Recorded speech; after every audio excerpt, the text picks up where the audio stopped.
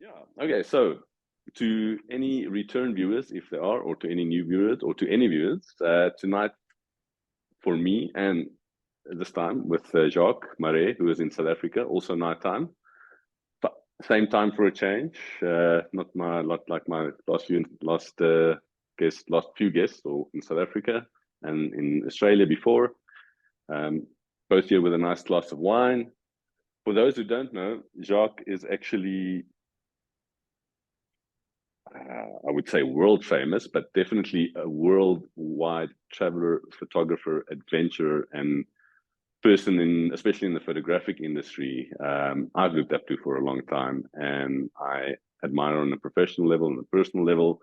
He's been kind enough to sit down with me for, just for a off the cuff conversation about photography, about life, and I think what makes this conversation, or what I look forward to in this conversation, is he's bridged the gap between growing up in the analog world, before digital, before the internet, before digital cameras, before cell phones, and now and now he still runs his business full time in a completely digital world.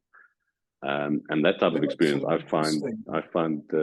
I find fascinating.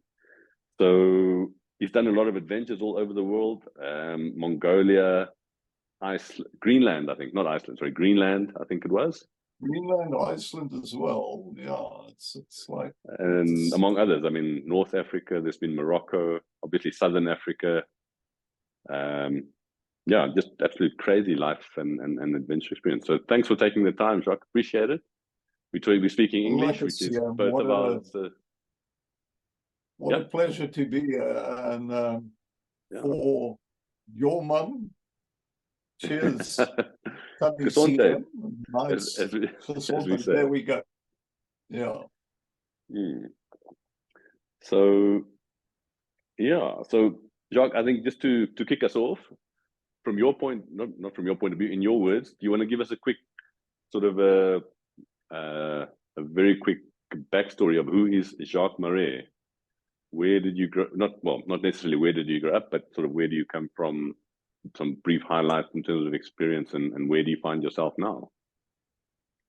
Look, it's always the quick story is never a quick story, because once you start digging into it, it actually, there are so many nuances, there are so many little side stories, backstories, Mm, sidelines when you look at your lives. But if I have to make it really simple, it's I'm an Afrikaans boersien that grew up on a farm in the Baviaans River Valley, which is the center of the universe, with thorn trees and oysterclip koppies, beautiful outcrops.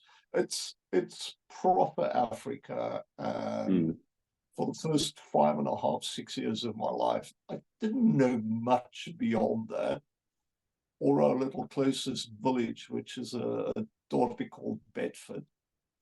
One tar road, a couple of stop streets, a service station, a very big church, a primary school, a bar called the Stagger Inn, which I later on started frequenting in my life. But it's so Jacques, the original Jacques, grew up in a very open, natural space. Um, and when I turned 6, there was this massive change because I had to go to boarding school.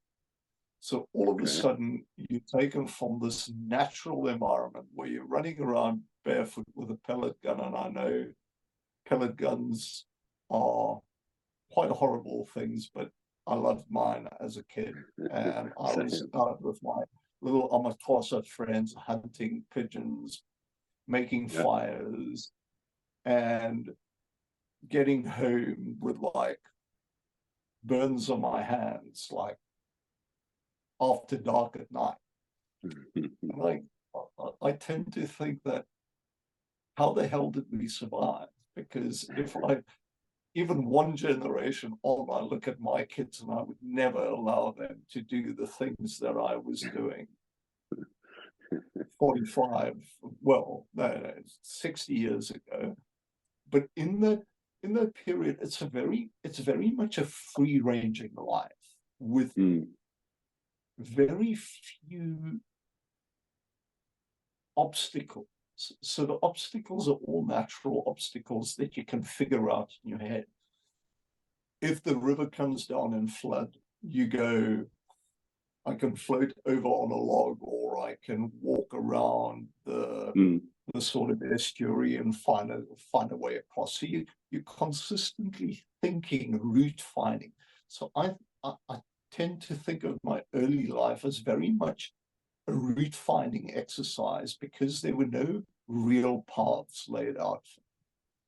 So if you went up a mountain, you looked at the mountain and you went, that looks like a good way, and you would go, and you might dead end in a copse of prickly pears, and you can't go any further, and you turn back.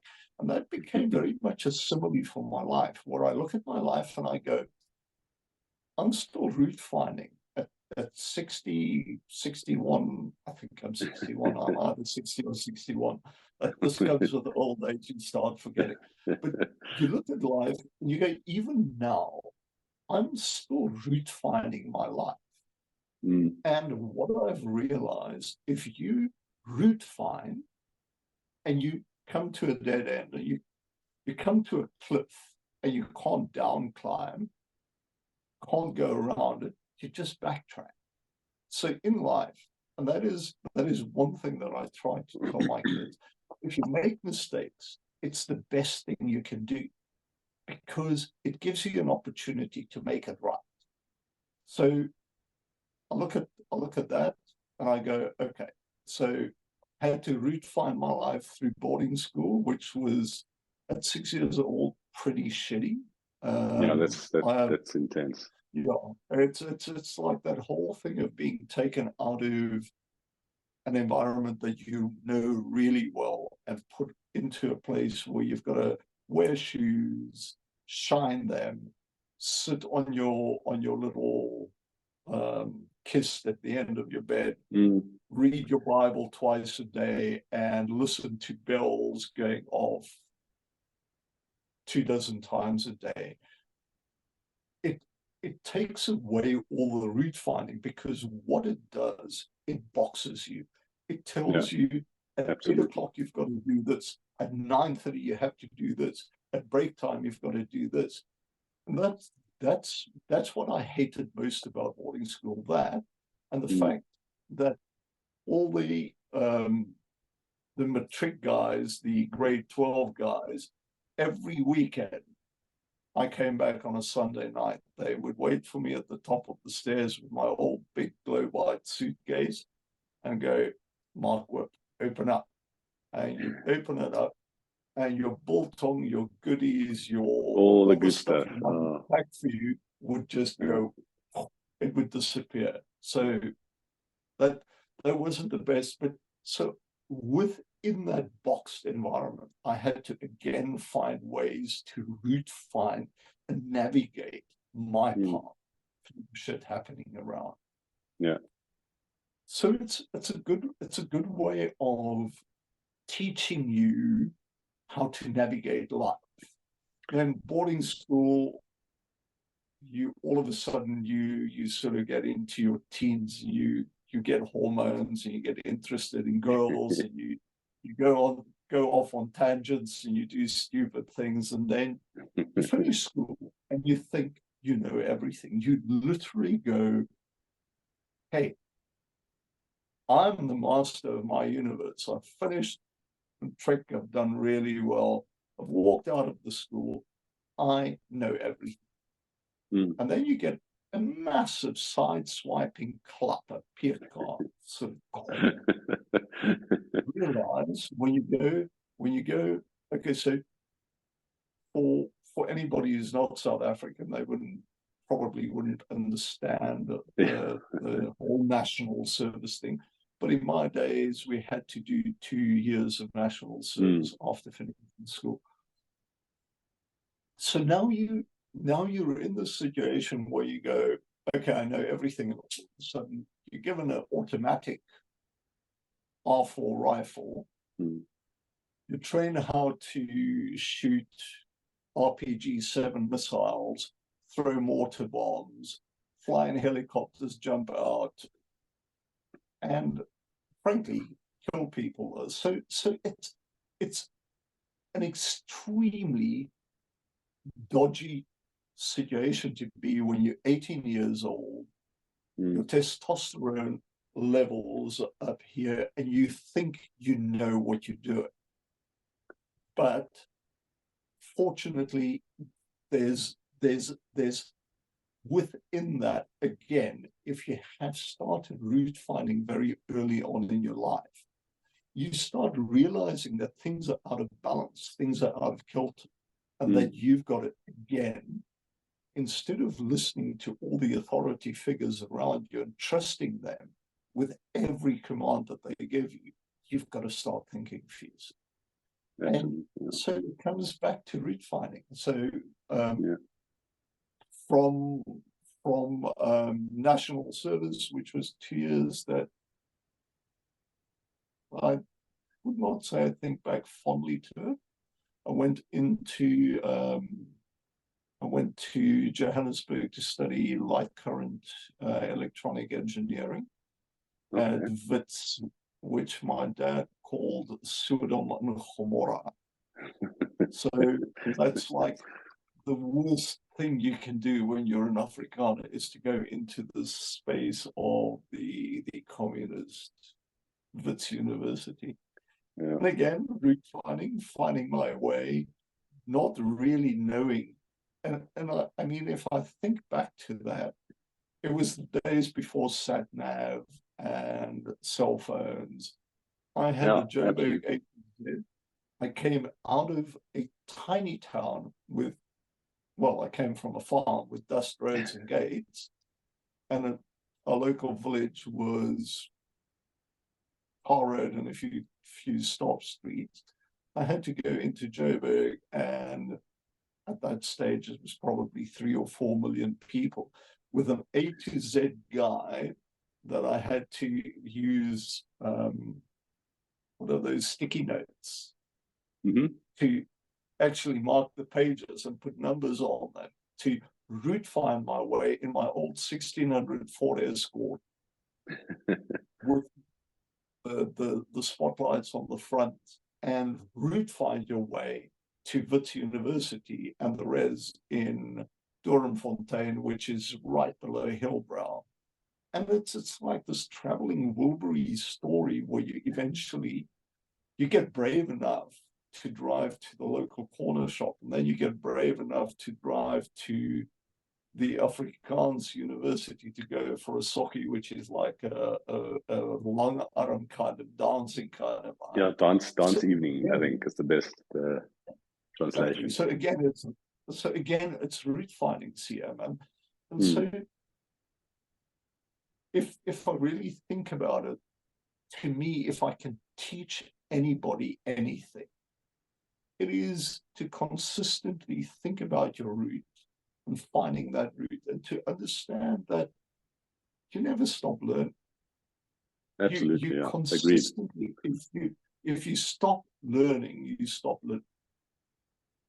Yeah, for sure. I think, I mean, for me, like you meant, I mean, the point you're making about route finding is something that I resonate very, very much with, because yeah, I mean, I also went through a lot of different experiences growing up, but now having a young boy and now living here in Switzerland, the first world country, where things are, look, it's not easy, but relatively speaking to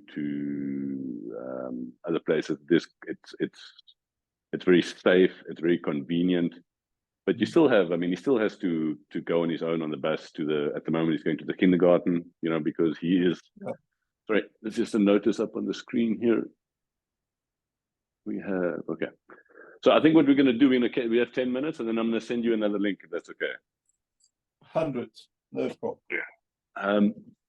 And, you know, when like you went to boarding school when you were 6 years old, you pulled out of this comfort zone or your safety place, the house where you grew up in with your parents that and you put into this completely unknown environment where there's also some hostile aspects, meaning the older kids can be very cruel, especially at school, in my experience. And then if you can take that on board and like you mentioned, yes, you go through difficult times, but to then learn to navigate and to route find yourself, and that's such a valuable skill to learn. But it's a hard one skill. You have to go through very very many ups and downs and more often than not difficult experiences to gain that knowledge and that skill. But for the rest of your life, that is invaluable in my opinion. And that's something that I'm trying to convey to our son, or to my son, because as much as it's nice when things fall into your lap, if you have to work for them, even if it's just a little bit, and and in some cases where it's more applicable, work for it a lot harder. That's really something that later in life is going to be so valuable. Excuse me. And so for me, just one point. For me, there's quite a big difference between navigating and route finding, because navigating is generally, for me, when you have devices, a GPS or a map or I see what you're saying, that allows you to navigate. So you have these tools. Route finding is, to me, being more present in that moment, where you are actually looking at the trail or the terrain you're navigating. And that terrain could be social, it could be urban, it could be nature, it could be an emotional landscape. But you have to be present in that landscape at the time. You have to look at where you are, where you want to go. So it makes you so much more present in where you are at that moment. So it makes you mindful. So I still, even now when I go on my mountain bike, or when I go on a trail run, or when I go exploring for a new wave or whatever, it really is about like looking at what is happening around me and looking at or trying to predict what is going to happen next. And I think that is such a good life skill for anybody. If they can master that calmness, to be in that moment and go, this is where I am, that's where I want to go, and that is how I'm going to get there. And I'm not saying I always get it right. I have cocked it up numerous times. I'm sure I will cock it up numerous times in the future. But Agreed. It teaches you mindfulness. Exactly, yeah. And like you mentioned a little bit earlier, I think when we were still speaking in Afrikaans, that by making mistakes is how we learn. I think a lot of the times when you're boxed in the system where things are where people are trying to mold you in a certain way, you're also conveyed, or you're also taught that success is one of the biggest aspects of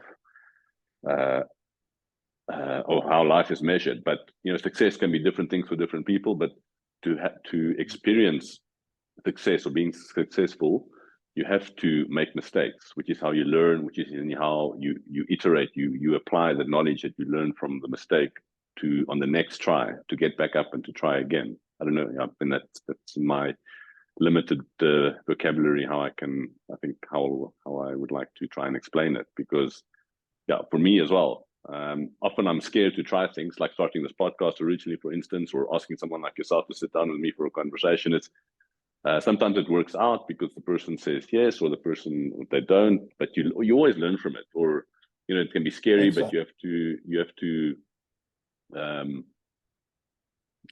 almost step away from yourself and say to yourself, just try. You never know what happens. Maybe it goes. Maybe you try something for 5 minutes and it's not working, but at least you gave it a go. It's better to have tried and failed and learned than to wonder what could have been. That is exactly it. It is. You've got to just. Sometimes it's better to instead of being scared about what is going to happen, just let it happen and see how it affects you. It's like taking a big wave or asking a girl out for the first time, or going for your driver's license. You can avoid doing that for the rest of your life and be safe in what you do. But then you're never going to experience that first kiss. You're never going to experience the first handbrake turn on a dirt road with the car. You're never going to experience the how it feels to actually say, "Listen, I'm sorry. Cocked up. I've made a huge mistake there, but let me fix it." Because to me, a mistake is just an opportunity to go and fix something. And that's something I think that I don't want to say that. I don't want to say that flippantly, because sometimes there are mistakes and wrongs that you don't want to make, but you can't box your life to such an extent that you end up not doing anything, because what life is that?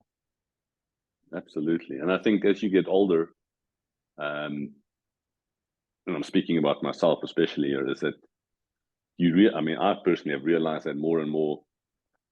I think, mostly because I am getting older, obviously, now being in my early 40s, and also having moved to a completely different continent with a completely different culture, with a completely different language, belief system, the way things are done, to what I'm used to, having grown up in South Africa in an Afrikaans family, having lived in and around Cape Town, Stellenbosch.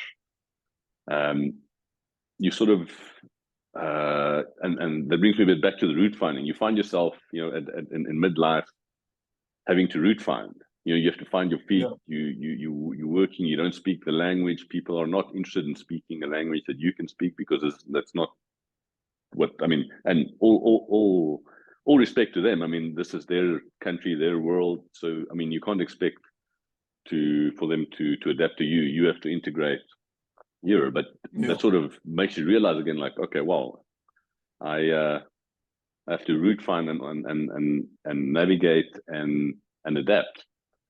And it just, again, I mean, I traveled also extensively when I was 18, 19, 20. I mean, I sailed across the world. And again, at this later stage in life, again, you realize how big the world is and how everyone doesn't think the way that you think, or that your circle of friends think, that your family thinks, that your town thinks. It's a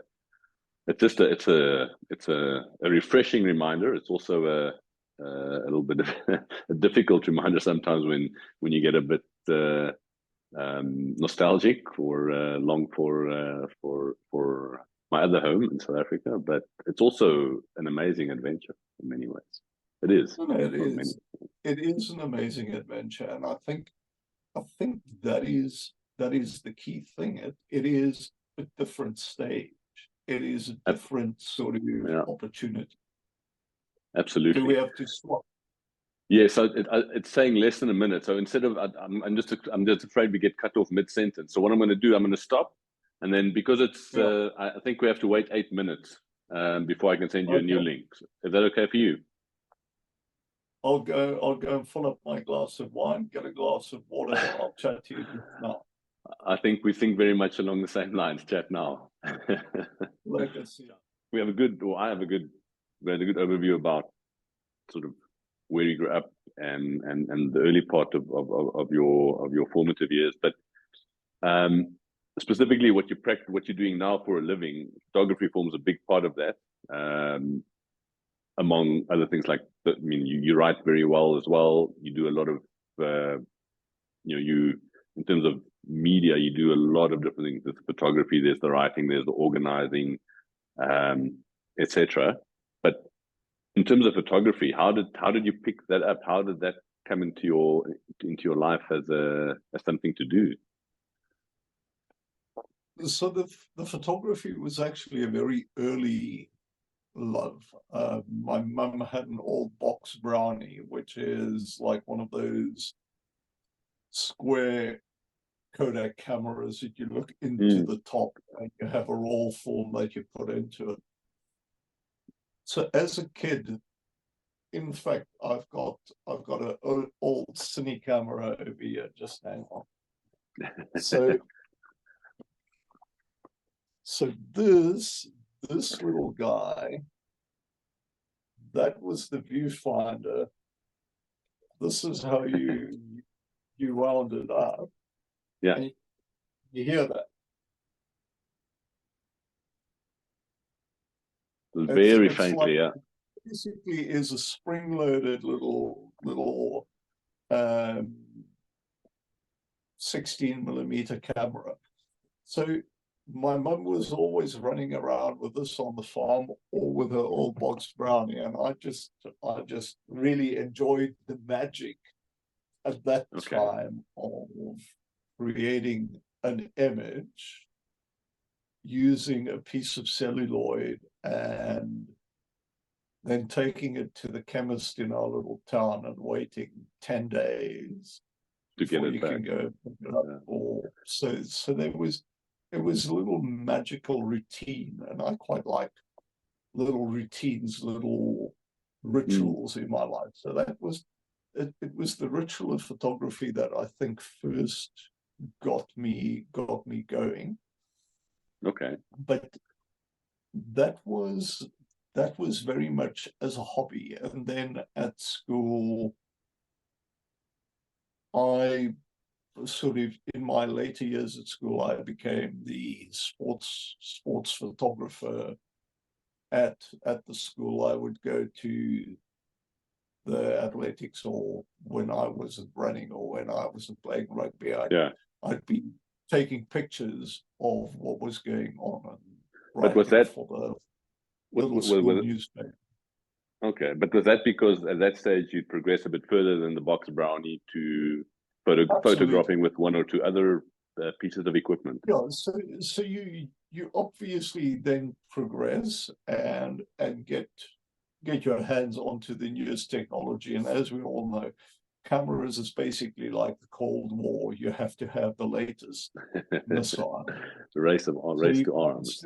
Upgrading your camera and then your computer and then your lenses. So it's this Cold War escalating situation. But it never came up as a potential career in our sort of very Afrikaans, quite conservative farming community. Yeah, I can very well imagine that.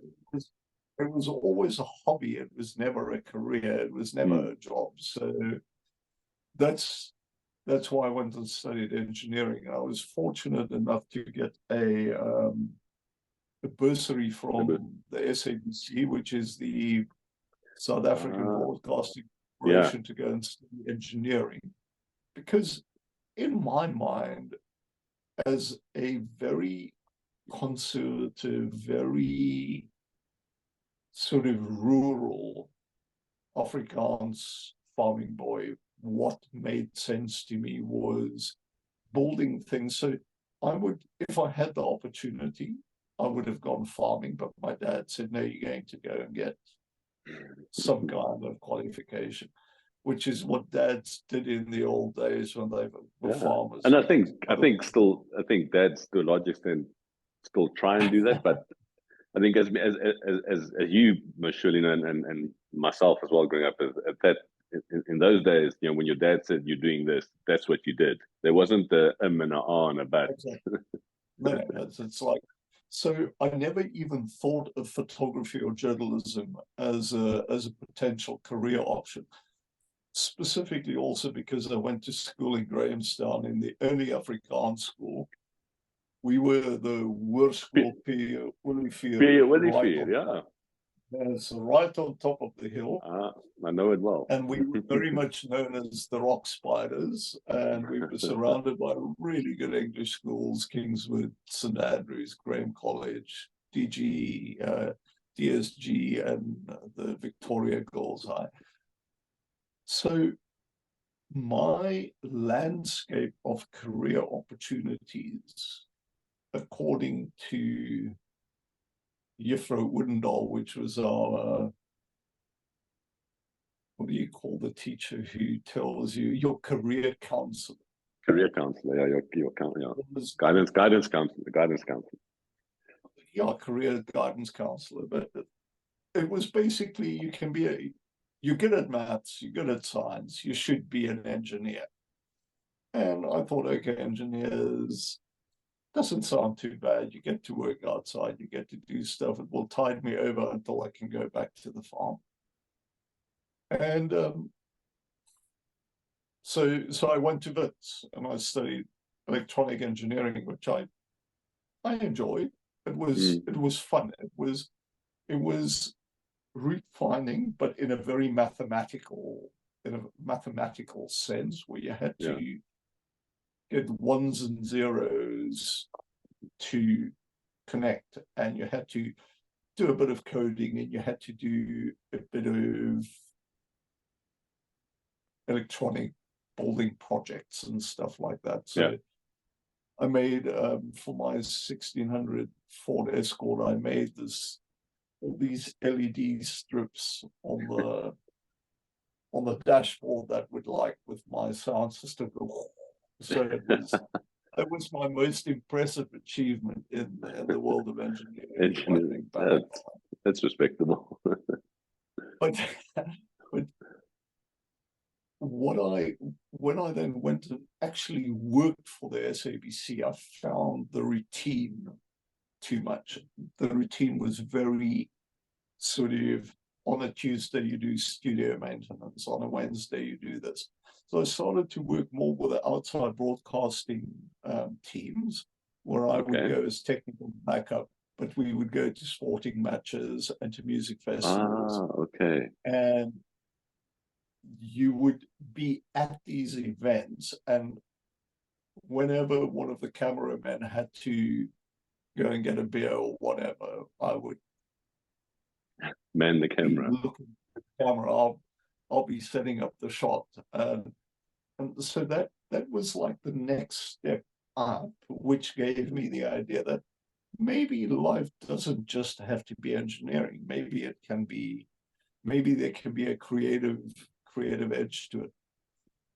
And then I got offered, well, I came across a job at Anglo American, and it was to set up a radio production studio, which I knew very little about, but I thought it's an opportunity to fly up, see my mates from Joburg, have a nice weekend. It's all paid for. And then on the 1st of April, the guy phoned me and said, "You've got the job." And I went, "It's 1st of April, who the hell are you?" It's like one of my mates, and I was going, come on, the other one. And it actually turned out that they offered me this job at Anglo American, which is one of the biggest mining companies in the world. And basically what we had to do, we were at a mine outside Klerksdorp.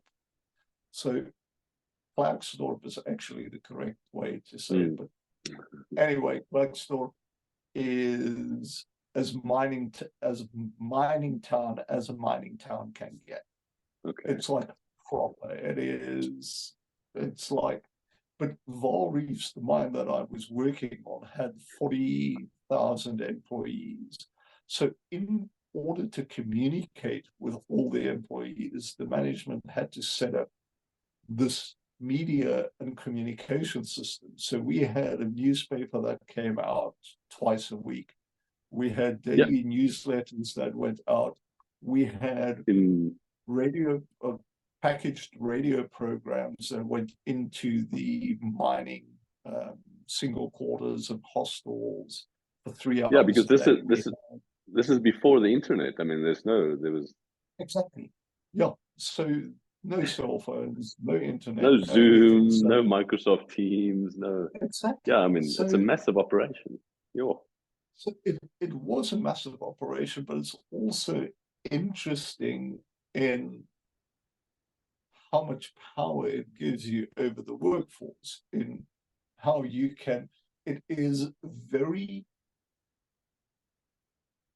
if I think back on it, it makes it so easy to convey a message that you want people to hear, because there is only one channel and Yeah. you are in charge of that channel. So it was really interesting, but um, we went through the process, but obviously that gave me a huge opportunity to learn about various forms of media. So Yeah.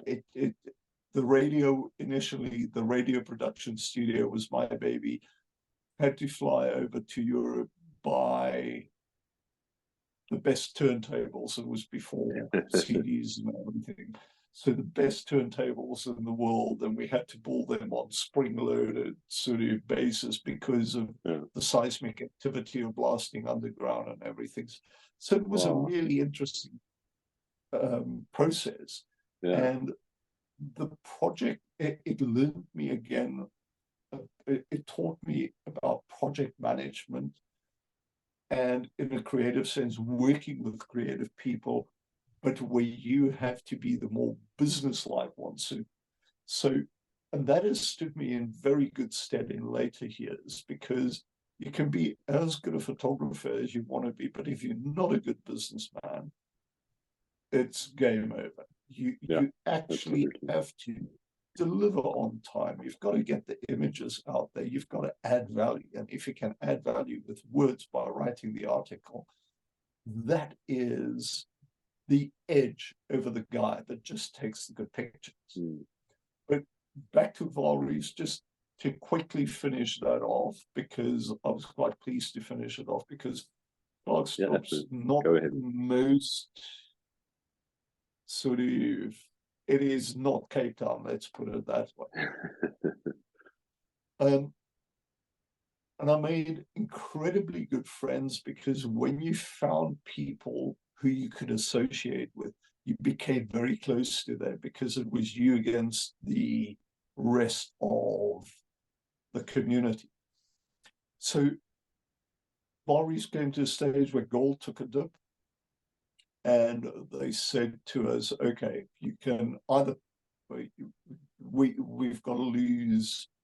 At that stage, I think, in the communications department, and I was acting communications manager then, we had to lose 50% of our employees. So my suggestion was that we privatize the communications department, have the mine as a client. We all keep our jobs, but we all need to bring in additional business. But that didn't work, because I think people tend to think that, oh, I'd rather stick with a salary and a company car and the medical and everything. So the safety net. Exactly, there's a safety net. And at that stage, I had no kids. I wasn't married. I was single. I was free. I thought, I'm going to go and explore. So I bought an old Series 2 Land Rover, traveled around Africa for a while. Wow. What dreams are made of. No, it was really real fun. But during that time, what I realized is that I could actually support myself by writing stories and taking images. So my first article was for the Blue Train magazine about a backpacking trip through Namibia. And then the next one was for Scope magazine, which was like the pinnacle at that stage, which was as close to Playboy as South Africa. I remember it. Yeah. So the girls with stars on their boobs, but I did a bit of an article on deep level mining and what actually happens down there. And that sort of just opened up this new pathway, this new route finding mission where I thought, okay, now I have the opportunity to actually do stuff the way I want to do it. And I don't have to work for a boss, I can work for myself. Yeah. So I decided, where do I want to live? And I thought, okay, I want to be by the seaside. So I came down to Cape Town. A few mates, we set up a commune and we had good fun. But we're not going to go into that part of the story because there are too many stories there. and then that sort of was my segue into photography professionally. Okay. So I started a small ad agency, but then once you start an ad agency, you start getting sidetracked again, because now all of a sudden you become more the manager and you're not doing any of the creative stuff. And then, like, about 5 or 10 years into that, I realized I'm not doing any of the stuff that I'm really enjoying. So I pulled back from the agency, arranged the buyout with the two girls who partnered with me, and they took over the agency, and I went back into mainstream journalism or photojournalism. And that really was the start of my career. It's like, that's when I started doing all the work with Red Bull. At the time, I started writing for most of the premium local travel magazines, outdoor magazines. So that was the crux, the sort of final step into what I've been doing to a large extent for the past, let's say, 30 years. Yeah, up until now. Yeah. So that was the genesis of Jacques Marais Media in a sense. Absolutely, and I mean, there are still elements of advertising and communication and marketing in what I do, but it's changed to become more my ability to work with brands who I really want to work. Has become paramount. So initially, when you have an ad agency, you have to be cutthroat. You have to take the biggest paycheck. Yeah. And that meant that I caught myself doing things that I wasn't happy with, and that I don't think was good for the planet, good for people, good for myself. And so pulling out of that was a good thing, and going back to quite a basic structure of me working with freelancers who are like-minded individuals and focused on achieving the same goal. Okay, but in that time, I mean, that was fairly pre-internet, pre-social media, pre-cell phones to a large extent. Just correct me if I'm wrong. So in terms of networking and connecting and finding the jobs and making the connections, how did you go about that? How did that work? In those days, a lot of it was word of mouth. And a lot of it was going to old style expos and events and exhibitions and things like that. You'd set up a little stand, or a group of you would band together, and you'll have this little sideshow next to the expo that drew attention away from it. And, guerrilla marketing. Exactly, drew people towards what you were doing in your mankini, dancing on top of an old freaking Mercedes 240D or whatever it was that you needed to be. But it was an interesting time because it was at the cusp, and it was at that sort of time when digital cameras first came in. And one of the first digital cameras I got was a Casio Q20. It was like a little nick and brick kind of little thing. And for the first 2 years of digital, I went, this is never going to work, because the quality was just terrible. not there. Then Canon and Nikon came out with their sort of initial professional cameras, and they were pretty difficult to afford.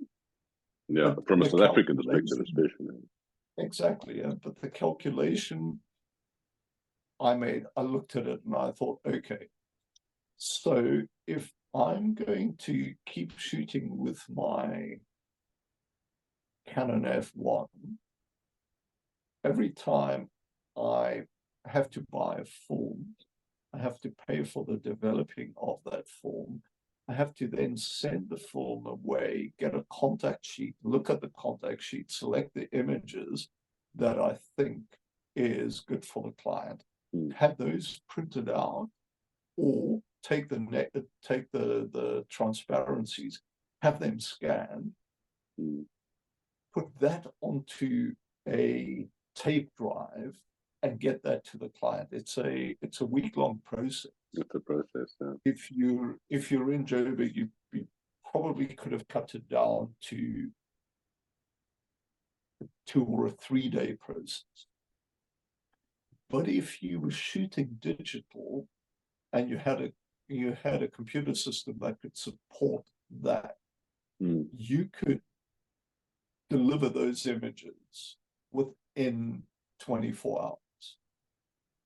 And 24 hours sounds like a long time if we think about today, where today if you go out shooting in bed, you're actually your camera is connected by Wi-Fi to the editor or the picture editor at the New Yorker, who will look at what you're shooting, select images straight off your camera, and get that out onto their social media streams, or onto their sort of nighttime edition. So, but the gap from a week waiting period to a 24-hour waiting period was my deciding factor. And look, at that stage, I have to admit that digital was not as good as 35mm film. It took, I would say, it took at least a decade and a half for it to be really comparable when you look at dynamic range, at sharpness, at the whole feel of the photograph. And I know there are people who I look at my kids, my older kids are back on film cameras. Yeah, back on shooting film. It is cool. It is old school. And so, but it's great for playing. It's not that great for working. So for me, from the point of view of work at that stage, digital was the way to go. And buying into digital, because that was also a mental game, and it was quite easy to go, I don't know what is going on here. It's a whole new route to navigate. So, I think a lot of people at that stage went with, for a time at least, stick with the devil you know rather than the devil you don't. And I remember learning the craft on film. I mean, I was the guy with the darkroom under my parents' stairs in the house, and then towards the time where I could make the transition or the jump into the professional world, that's when digital sort of took over everything, and in a great way, democratized the whole industry. Because before, in the film era, you had to start an apprenticeship at a professional photographer, whether it was a studio or you had to shadow a photojournalist. I shadowed many at the Cape Times. at various other publications. And then, when digital came along, so the whole industry sort of got turned upside down. And then I went off into a completely other direction. But I still kept the passion for photography and ended up just building up my own business and studio and that. But it was such a monumental shift in the industry, in my experience during that time, like the late 90s, early 2000s. And thinking back how normal it is now to then how groundbreaking it was. Like you mentioned, like the turnaround time from a week to 24 hours, it's mind-boggling. I mean, by factors of I don't know how many, but it really, and if from a cost benefit analysis from a business perspective, for sure. I mean, it must have made a hell of a lot of sense, even though it was prohibitively expensive to some extent. It made a huge amount of sense from a timing point of view, but also I think it is necessary to then teach yourself how to navigate and route find that new beast that you have saddled up, because there are different issues that comes with shooting digitally. It's like the cost is the capital outlay is huge, and then you need to have a computer system that keeps up with your camera system, and that is those two work together.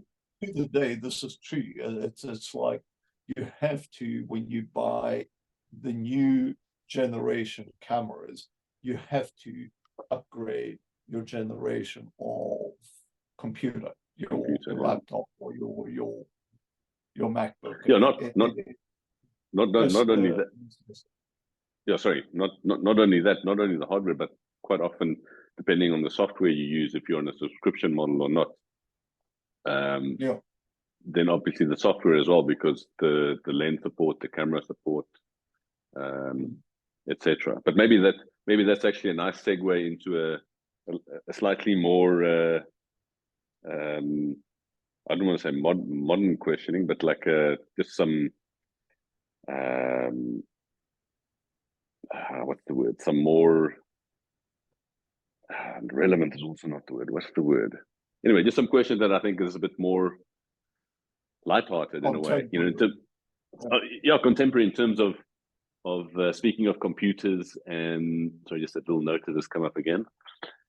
So I like film for me was also it's amazing, and I'm actually, I mean, fortunately and unfortunately at the moment, I have the luxury of not being reliant on my photography for an income, which gives me because I have a full-time job, which comes, the pros and cons to that. There's the consistent income, which is great, but there's the restricted amount of time, especially between work, family life, etc., etc.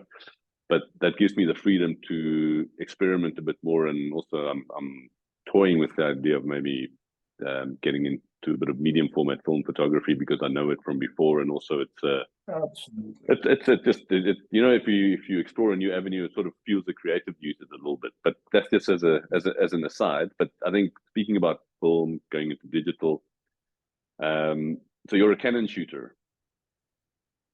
No, I'm actually Sony. I was. Oh, you Sony now? Okay. I've been a Nikon ambassador. I've been a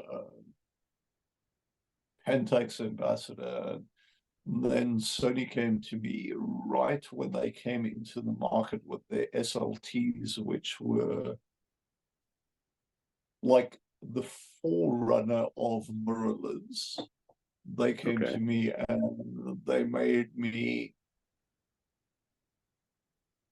quite a lucrative offer. And it was at the time quite a scary step to take, because if you saw any professional photographer anywhere, they would be shooting one of two brands, and those brands were Canon and Nikon. Yeah. And I took the step and went with Sony, and it was like presciently, it was a really good step. I really enjoyed the lighter, smaller camera systems that came with going mirrorless. And especially for the type of shooting I was doing at the time, which was a lot of packing my own gear on events, trail runs, treks, moving around, mountain yeah. bikes. I had to have a small, condensed ecosystem, and Sony supplied that to me. And I have to say that I think the Canons and Nikons are catching up again. They're probably back on a level with Sony, but for a few years, Sony was untouchable. And I think even now, setting trends with eye autofocus and things like that. Yeah, for sure. I think the And autofocus is AI, phenomenal. AI built into their camera systems. They've been setting major trends. So it's interesting, and that to me is the next big shift, is the AI story. Yeah. Because I don't know if you've played with AI at all. Not in camera as such. A little bit with some cameras. Okay, I don't have the most up-to-date gear anymore, but I do have I still have my Nikon full frame system, and then I'm on mirrorless wise. I'm on the Pentax Micro Four Thirds. Not the Pen, sorry, Panasonic Micro Four Thirds system, and the autofocus has got a little bit of that, but not too much. AI I've mostly explored in terms of software, but of course it's a massive subject at the moment, all over. And that is a very interesting subject, and I've done a couple of articles on it lately, and I've played around with Mind Journey and a few of the other software systems out there, and it really is insane what you can achieve with it. So again, it is a very important step to take, because I really believe that you have to know whatever technology is coming out next. And a lot of people are going, oh, but it is an image that's created by a computer, but you still need to be able to guide that computer. You still need to be able to you still need to have the knowledge of not only the photographic terms, because you need to go and say, I want light angled from a softbox coming from this direction. I want a shallow depth of field like an f1.8 with a diffuse background. I want bokeh in the top left corner, and I want the feeling of an 18mm prime lens. And so don't think that it is just this like little type 5 words into a text box and an amazing image is going to pop up. Yeah. You still need to have the basic background and the knowledge and the word skills, the wordsmithery to put that together. So it's a little bit like alchemy. And so I look at it and I go, interesting. I'm not in any way freaked out by AI. I've realized it's going to take jobs away from some people, but it is going to add implausibly many jobs in other spheres. And in fact, new types of job. I don't know if it's true, but I've heard that prompt engineers are some of the highest paid people in the creative business right now. At the moment. So it's an interesting wormhole that we're going through. Absolutely. I think for me, it's obvious. I think on many levels it's a lot bigger, but a little bit comparable to the jump from film to digital in terms of photography. with the exception that AI is impacting the whole world on every level, I think, unless you're completely disconnected or not plugged in, which is actually what I want to say. On some level, this whole AI thing reminds me of how much older I'm getting, in the sense that I remember my parents and my grandparents telling me how the world is so different and all they want is to be like it used to be, and it's all just, going to the birds, and all I want to do is just go and live in a cottage in the middle of the mountains and not, or next on the coast, and not have contact with anything remotely related to being online.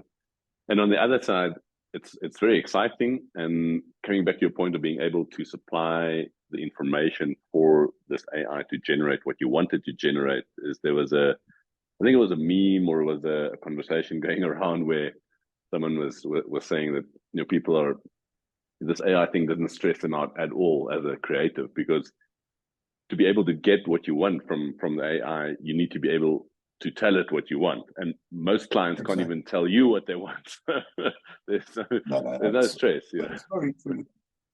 But just on that note, I think disconnecting is an extremely important part of mental health in 100% life. 100% agree. And that is, we've bought a little patch of forest in between Harkeville, in between Eisen and Plett, right on the edge of the national park. And I know I'm not ever going to get it right completely, but my game plan is to make that as unconnected as possible. And I know it's going to be difficult in today's life to do that, but I actually wouldn't mind a space where I'm not being tracked by my smartwatch or my car's sat nav or my camera's timestamp, because the machine takeover is not going to be Terminator walking into your building and kicking down your front door. Not yet. It is a slow but very gradual manipulation of your mind, where Takealot and Google and Amazon and everything is telling you what you want. Connection with the natural world. That is we humans have cocked up our system where we've moved away from that. Yeah, and actually that's just what you were saying before we got cut off. You were talking about your piece of property and the cottage in Harkeville that you were wanting to set up to be completely disconnected, and the importance of that. Even and I can relate to that, especially, I mean, for you even more so, someone who is so connected in terms of their job, their work, their means of making a living, that disconnecting and finding a space just to be in nature and with yourself is even more important in many ways, I think. I think it's exceptionally important from the point of view of finding mental balance, because I really think, look, I'm like a little bit of an Afrikaans Aries, want to get it done, do it now. So if I'm being fed information the whole time, I want to process that information the whole time. So that is why it's so important for my personal mental health to disconnect, because otherwise my brain is just going to connect into all that information that is available. And that's why I think social networks like TikTok, especially with a dopamine hit, is so dangerous, because I find myself because I see Facebook has gone a similar route, Instagram has gone a similar route, Twitter is doing similar things. There's this sort of loop replay of a video of a leopard jumping out at a bicycle, and it stops, and it's like this little loop, and your mind just goes, I want to see what's going on there. And you get sucked into that, and like 10 minutes later, you realize you've watched a dozen videos, and you going down this sort of tunnel of dopamine hit after dopamine hit. That is why I think I look at kids these days, and that is one of the biggest challenges. Is I had limited information. If I wanted to do a project when I was at school, I had to go to the library and make photocopies, or my mum or my granny had to write to the Australian Tourism Board to send me brochures on Ayers Rock, Uluru, because I couldn't pop onto the web to quickly go and research and download and get the information. So I had the closest thing to the internet were the on the bookshelf was the Oxford Book of Knowledge, 26 encyclopedias. And zie Langenhoven se werke omtrent. Ek weet nie hoe te sê van hulle. So your conduit, your gateway into information was very limited.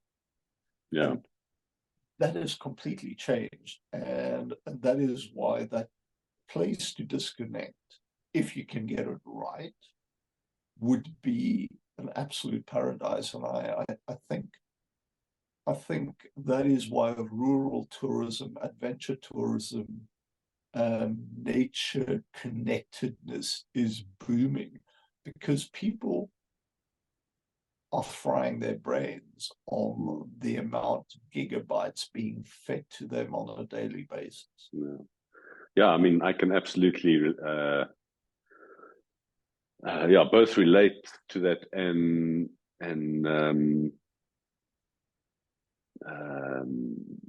both be, I think, a bit from a perspective of, again, having straddled both sides growing up, doing when, like you mentioned, being at school. When I did a project, you had to go to the library, go to the catalog system, the physical catalog system that's alphabetically arranged. You have the little drawers that you pull out, see which book you need. You go and get the book, you make the photocopies, and that's the information that you had. So we went from whereas to now with the internet, you have this overload of information that you can get as much as you want from anywhere.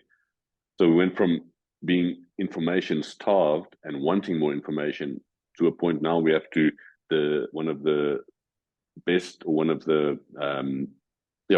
skills to have is to be able to filter, to only take in the information that you need, or that you think you need, or that you want, because you're being bombarded with so much. And like you mentioned with your mind as well, I'm a very person who's interested in a lot. So often I find myself going down a rabbit hole, even though it's not relevant to my day-to-day life or something that I'm pursuing on a personal, on a professional level. But because it's crossed my path, I'm like, wow, that's interesting. And half an hour later, I've read 3 articles, looked at some tweets, watched a video or 2, and I'm like, what am I doing? And I mean, for you, having kids that's gone through their teenage years and now in the early 20s, that must have been some route to navigate. And it must have been, I don't know how. I mean, how was that? Was it? I mean, it's ongoing, maybe still, but just to educate them and to make them aware and managing that. Look, we had one very simple that worked quite well, and that was, if you wanted an hour of screen time, you first have to bank an hour of outdoor time. So what generally happened is if you then go walk the dogs or go surfing or bodyboarding or fishing, you end up being quite engrossed by that. So the screen time becomes less of an important thing. Yeah. Obviously, once they become adults, you've laid the groundwork, and they then have to set their own parameters. So it does become a bit more difficult for them. My son, up to even a year ago, would bring his phone to me and give it to me and say, put a passcode in, don't tell me what it is. And he would set his own limits on specific apps because he realized that he actually didn't have control over it. So it's basically, it is an addiction. It's to a large extent. For sure, I agree 100%. So it's an interesting conundrum because you want people to have access to information, but you don't want them to necessarily go down the rabbit hole and watching 10,000 videos of cats doing funny things. Kind of like. So it's getting the balance, but I think we'll probably get to a stage in life, in a contemporary life, where cell phones will be seen as a drug. I'm pretty sure we'll get to a stage where it will be there will be as many therapists helping you with your screen time addiction as there are therapists helping you with your alcohol addiction or your amphetamine addiction. So I think it is another drug. And so me definitely, and you to some extent, we've come into it in a way where we've grounded in other ways, so it's easier to control it. But I think if you grow up, and a lot of the podcasts I listen to, a lot of the people who have young kids, I was listening to Infinite Monkey Cage, which is like, it's quite a weird science podcast, but it's really brilliant. And the three panelists were talking about their own kids. Their kids were very much in their formative years, like your son. But it's not the actual device, because the one dad tried giving kid a broken iPhone with a screen, but there's no internet connection. That is not what they want. They want the connected. By 1 year old, they understand screen swiping and what happens when you swipe the screen. And it is a dependency. So if you grow up, I don't think we've seen the effects this will have on this generation growing up now, what that is going to do to them. So it's I think, I mean, what, like, for us as grown up before and moving into it, on many different levels, I can see the effect it has. I don't know, maybe for you, but for me, especially with the older generation, like my parents, for instance, my dad less so. He's a bit more resilient. With my mom, I think maybe moms or women are a bit more prone to that. Also, I mean, she's a absolute phone. She's on the phone a lot. Let's just put it that way. But she uses it for business as well. But and also granted, we live here. They live in South Africa. So me being connected and it's that feeling of also being connected to family, and that also plays into it. But and then looking at our son now growing up completely in this digital world, where he's 5 years old, and before we could quite we could manage when we still manage his screen time, obviously, but now he's at a stage at 5 years old where he comes home from the play group or from playing outside, and he not I can't anymore. He wants the remote. He knows how to switch on YouTube. He knows how to browse the videos. We still kept. At least we got to the stage now where, well, now we're at the stage where he asks if it's okay to watch this, and we can say yes or no. But it's still a fight every now and again, like things are with children generally. But it's phenomenal to see how early this level of online sophistication is being reached, and who knows where it's going to go. Whether it'll just be something that's viewed as normal part of everyday life, which to a large extent it is.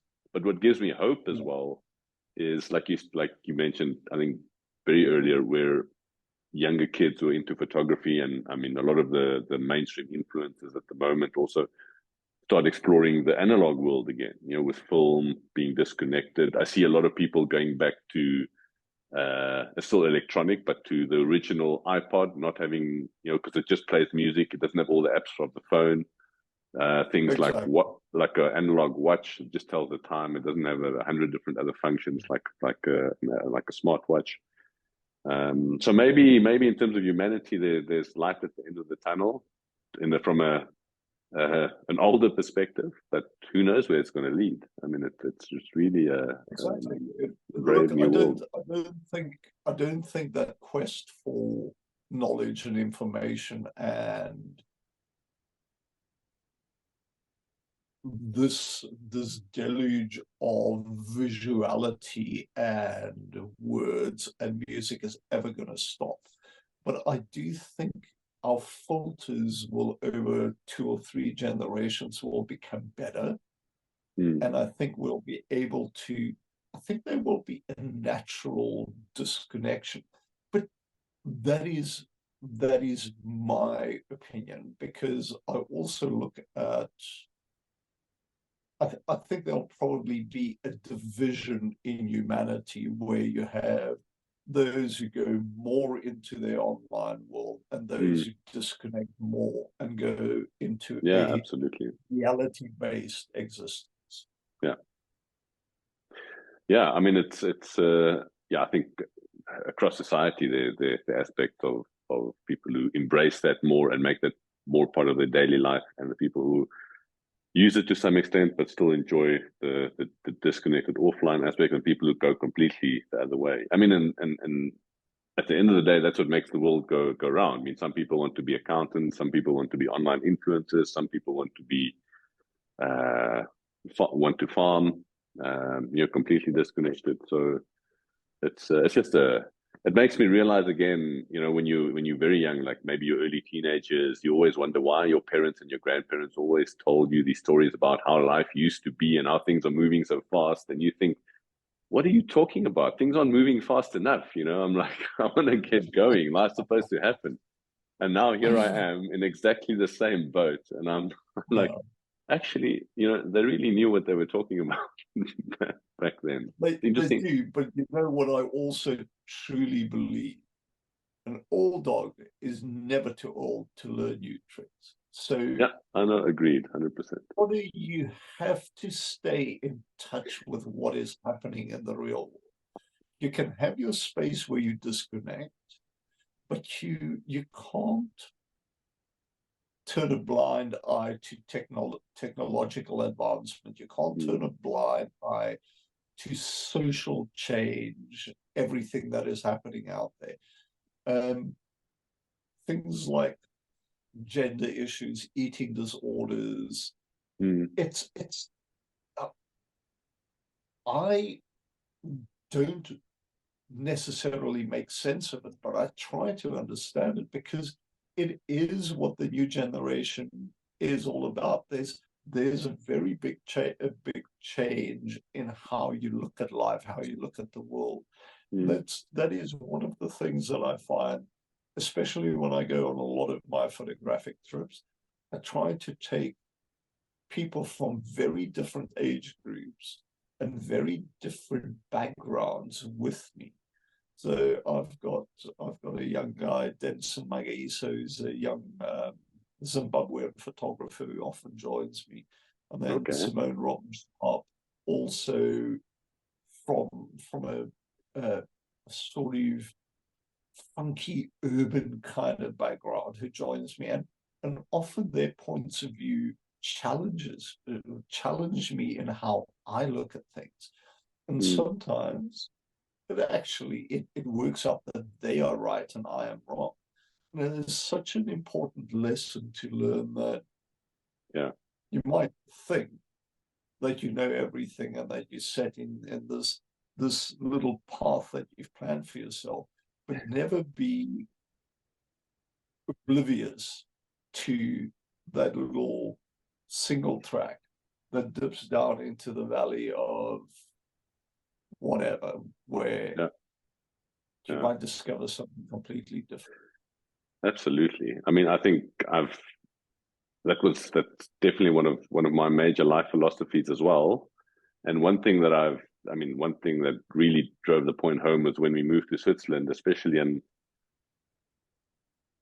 I think where you live in Cape Town or a bit outside of Cape Town, and myself having spent some time also in the vicinity of Cape Town and in Stellenbosch, and having grown up for a large part of my life in Knysna and the Garden Route, where it's normal to get used to a certain way of thinking, of doing things, because that's your community, that's your family, that's your bigger part, that's your culture, that's your country. And having moved here, and not only to Switzerland, where we live is a little mountain village up in the mountains where people from Switzerland come on holiday.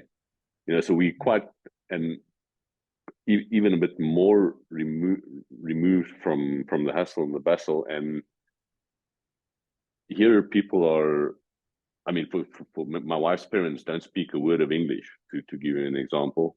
My mother-in-law still has never had a mobile phone in her entire life. So things are very traditional, very, very culturally, in a historical way, still like the way they used to be. It's a farming landscape. It's mountainous. It's very traditional, which I like very much, but it also brings with it a lot of other interesting things and challenges, and also makes you realize how, like I mentioned earlier, how big the world is and how people just do things differently,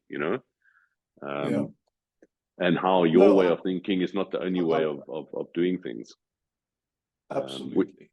Which is what experiencing new places and traveling, and like you taking people who are younger, come from a different background with on trips or work trips is actually a way of enhancing the project, enhancing the experience, and just yourself young and relevant. Exactly, not letting precisely. It's like, because you can very easily get set in your way of doing things, especially if you're doing it well and you've been doing it a long time, and people pat you on the back for the way you do it. But that doesn't mean it's the only way to do it. So I definitely I have found that connecting with people from different generations, different backgrounds, different age groups, different points of view, because I think, coming back to the internet, what we tend to do with social media circles and the internet is surround ourselves with like-minded people. So we listen to podcasts that appeal to our sensibilities. We follow people on Twitter, X, Instagram, Facebook, who sort of underscore your life choices. So it's actually quite important to consciously rock the boat now and then and go, I actually want people who are telling me I'm an asshole or I'm doing things wrong, rather than people who just go, oh, here's another pat on the back. So but it's not always easy to take that criticism, whether it's constructive or not. But I think it is an extremely important part of growing further in your life, is to actually listen. Yeah, and to get perspectives from from different backgrounds and people with different life experience. Like I think that's a very, very valid and a very, very good point, and something that I think as you move through life, you have ups and downs, and you also go through stages where I think for me personally, I forget about that a little bit, but then something grounds you a little bit again, and then you take it back on board, and you go through a period where you grow a bit in that sense, and then it's sort of there are cycles, and but I think it's a very important, like with the root finding, a very important life lesson and something to consider for a lot of people, and for me personally, for sure. But one thing I did highlight here actually was you've had at least from my perspective, quite a long-standing partnership the last few years with Isuzu, going out on a lot of these adventurous trips. Is there something that stands out from that was really like a highlight in terms of that collaboration? I think it's still ongoing, if I'm not mistaken. Look, Isuzu to me is a little bit. I think Isuzu is a little bit like me. It's quite unassuming. It gets the job done. It's not your flashy Ford Ranger or your GWC tank or Idios Grenadier. It is basically, and I think we grew up on the farm with two brands. We had an Isuzu double cab and we had a Toyota Land Cruiser. And both those brands are rooted in the farming community. So I think when I started adventuring and had the opportunity to connect with brands, those were the brands that I always connected with. And the Isuzu relationship just worked. And it is a brand that I can believe in. And the worst thing is when you're associated with a brand and you actually go, I don't want to talk too much about it because this is wrong with it or that is wrong with it. So the thing about brand association that I've very much learned is that you need to associate yourself with brands that you trust and that really awakens a passion in you and gives you utilitarian value. And I think that is one of the things in life that we've lost out on is utilitarian value. Everything is about quick dopamine hits and 15 seconds of fame and stuff like that, where what I really want is I want to get utility value rather than aesthetic value out of something. I want to know that something is going to work and get the job done. So I feel the same way about my vehicles, my cameras, my computers. And I think it's actually a good philosophy around friendships as well, is to have friends who you know when the chips are down, they're going to have you back. They're going to have your back, absolutely. Like your friends, Just quickly, can you hear me when I speak? I can, yeah. Okay. I think my one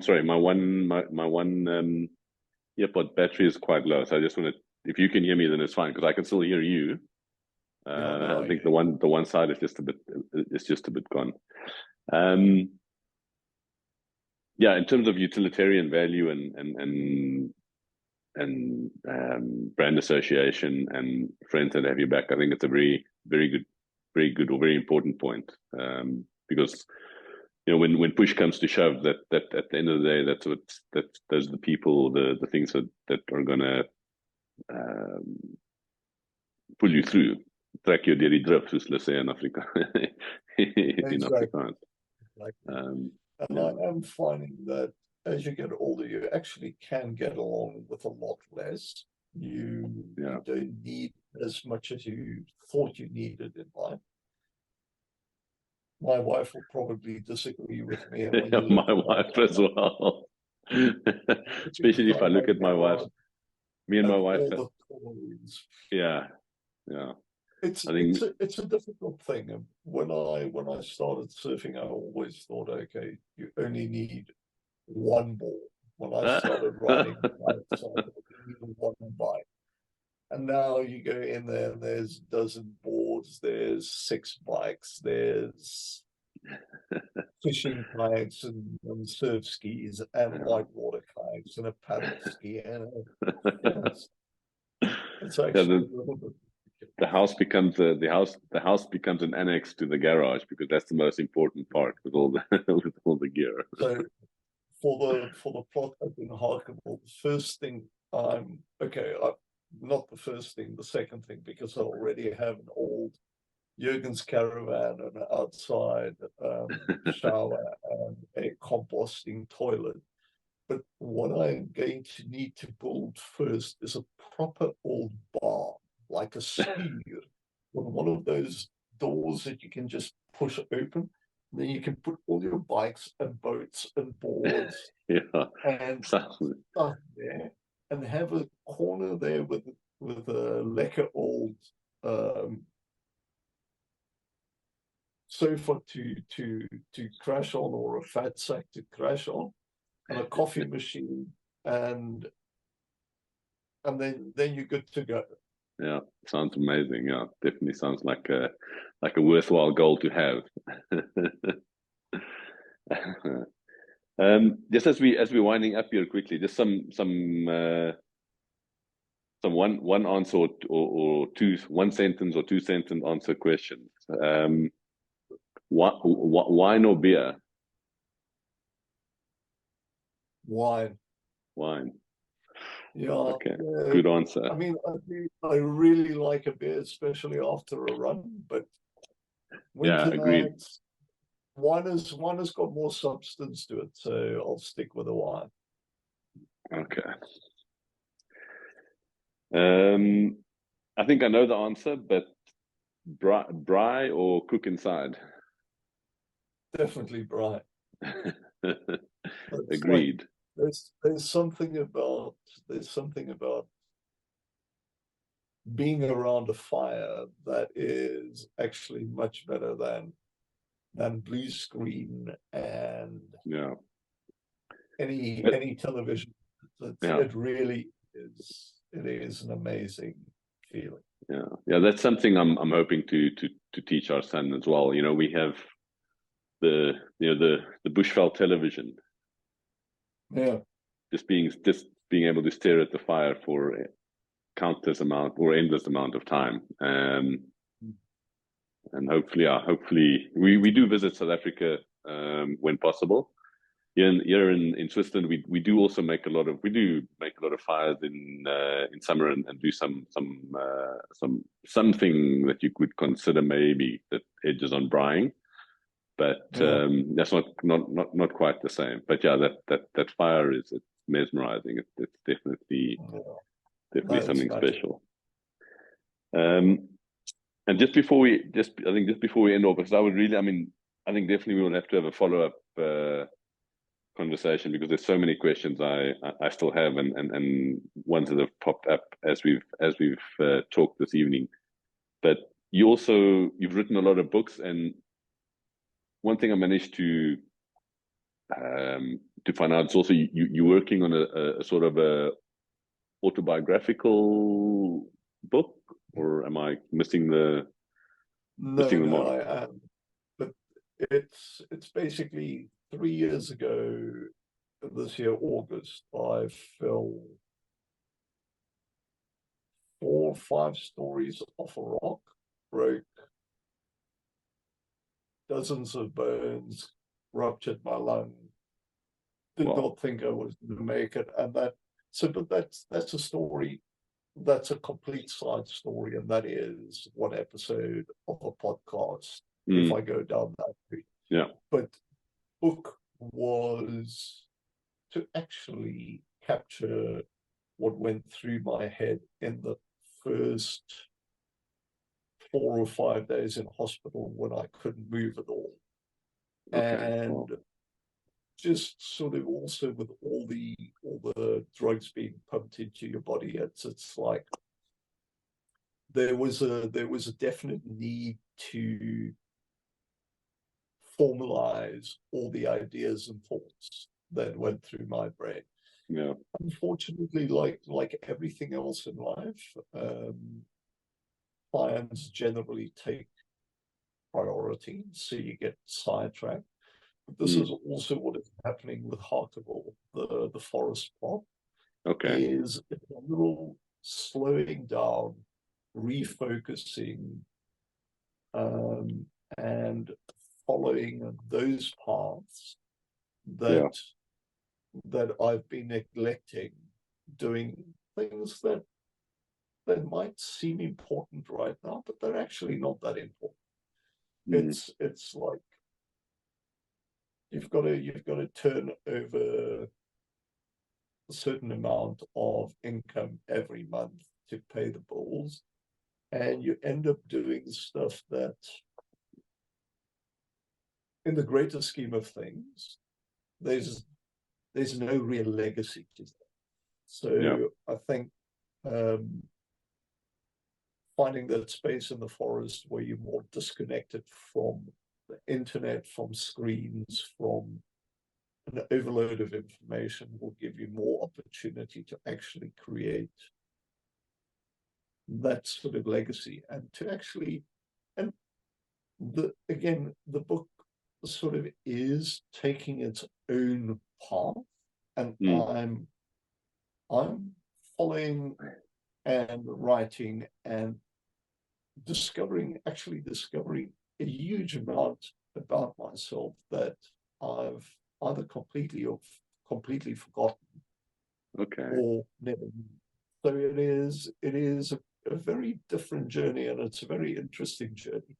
I think writing about yourself is not easy, writing your own story, because you need to somehow find balance and not always position yourself as the hero, because sometimes you're actually the twist, and understand when you are being honest, because we're very rarely honest with ourselves. We make ourselves the hero of our lives, of our stories, of our families, but yeah. So this is a new process. Can you hear me? Yeah, okay. I can.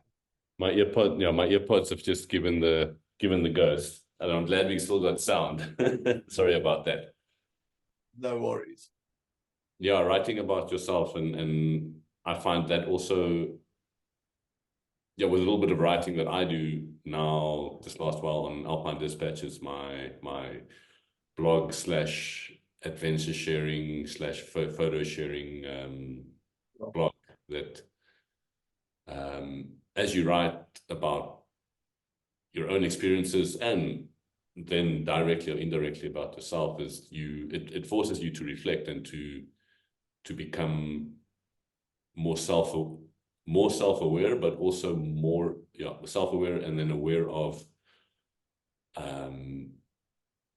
many other aspects in life and in the story, and how things you didn't think of before, or things that you've forgotten, and it just gives you a new perspective on things. And I think I think once you start delving into that deep subconscious, stuff comes up that you have not thought of for 40 or 50 years. And once those little points come up, it takes you down other avenues linked to that. So you're starting to, it's rediscovering something that bulldozers have done huge amounts of earth on before.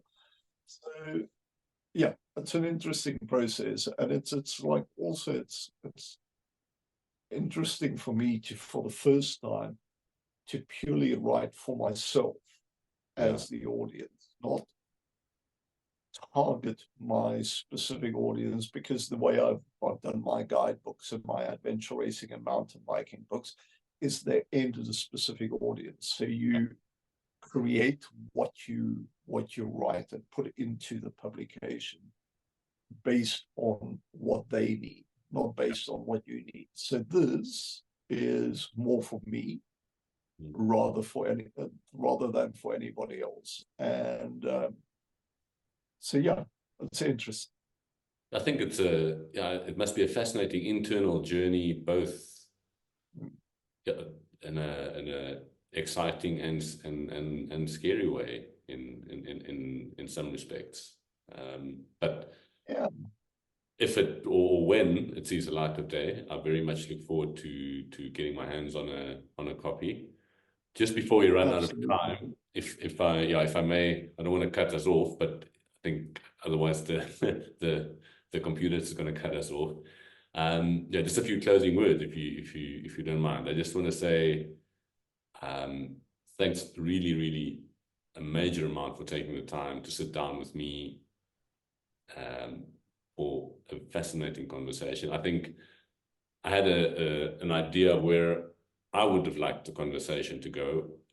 It went in a completely different direction. It went a little bit in the direction I wanted it to go. But at the end of the day, for me, it was so much more interesting in that regard. And for me, that's also part of this whole journey, is actually not having a thing set in stone, just exploring the things together. So just before we get cut off, yeah, any final words?